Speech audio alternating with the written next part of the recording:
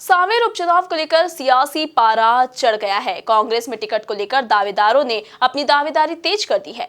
जी हां, पूर्व PCC chief एवं पूर्व केंद्रीय मंत्री राधा किशन मालवीय के बेटे राजेंद्र मालवीय ने प्रदेश आला कमान के सामने पूरी दमखम के साथ अपनी दावेदारी जताई। देखिए इस रिपोर्ट में। सांवेर उपचुनाव में कांग्रेस का राजनीतिक रसायन इन दिनों बदला है।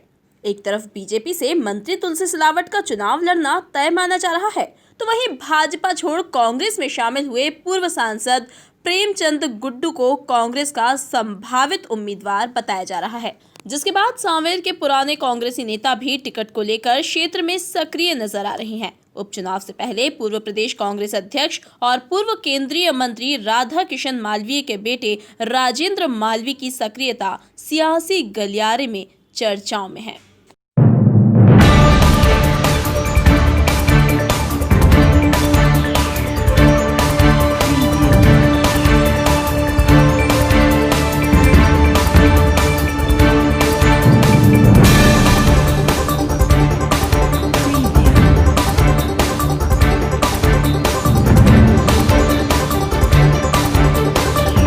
बता दें कि राजेंद्र मालवीय 2003 में सांवेर से विधानसभा चुनाव लड़ चुके हैं, जिला पंचायत सदस्य रह चुके हैं।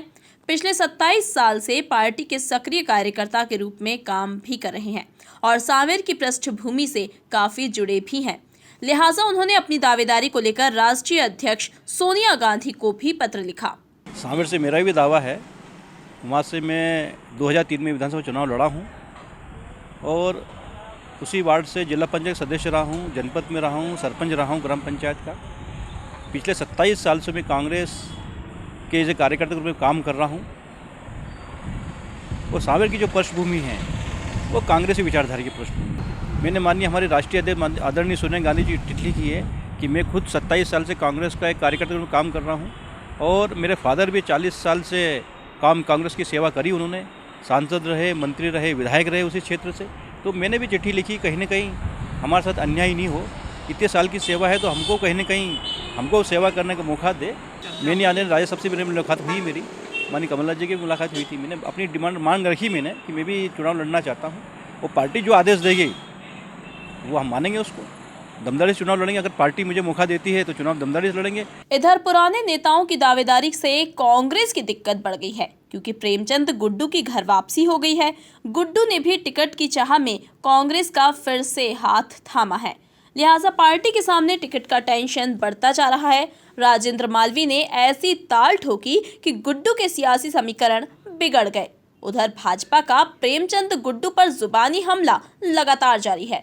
बीजेपी जिला अध्यक्ष पूर्व विधायक राजेश सोनकर ने प्रेमचंद गुड्डू को गुलाटीबाज नेता बता दिया। वहीं उन्होंने कहा कि कांग्रेस में कई दावेदार हैं जो गुड्डू के आने के बाद खुद को उपेक्षित महसूस कर रहे हैं। गुड्डू जी को तो कांग्रेस के लोग पहचान नहीं पा रहे हैं। गुड्डू जी ने जिस प्रकार से गुलाटी खाई है वो श्री गुड्डू जी गुलाटी जी हो गए हैं। कांग्रेस में भी बहुत सारे ऐसे कार्यकर्ता हैं जो निरंतर उनके कांग्रेस में आने से पहले भी उनका विरोध कर रहे थे।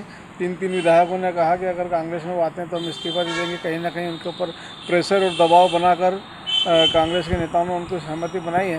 लेकिन ज़मीनी हकीकत देखें तो जो नीचे का कार्यकर्ता है वो अपने आप को उपेक्षित महसूस कर रहा है।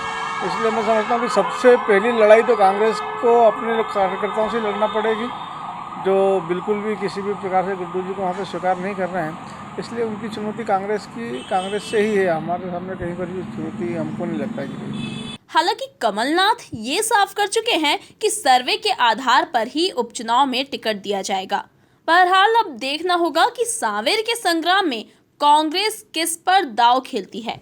Bureau report, MP news, Sanwer.